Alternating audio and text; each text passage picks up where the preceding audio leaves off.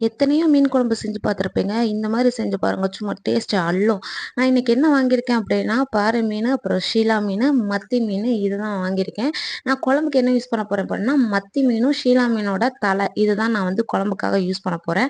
நான் அதுக்காக என்ன பண்ண போறேன் அப்படின்னா, ஒரு பெரிய பாத்திரத்தில, ஒரு பெரிய கடாயில நல்லெண்ணெய் ஊத்திருக்கிறேன். கூடவே கடுகு, வெந்தயம், கருவேப்பிலை, கொஞ்சமா பூண்டு, அதுக்கப்புறமா சின்ன வெங்காயம் கொஞ்சம், அப்புறம் பொடிசா நறுக்குன பெரிய வெங்காயம் இது எல்லாத்தையும் நல்லா பொன்னிறமா வதக்கிட்டு கூடவே தக்காளியை சேர்த்துக்கிறேன். நல்லா பழுத்த தக்காளியா சேர்த்துட்டு உப்பு போட்டு நல்லா வதக்கிடுங்க.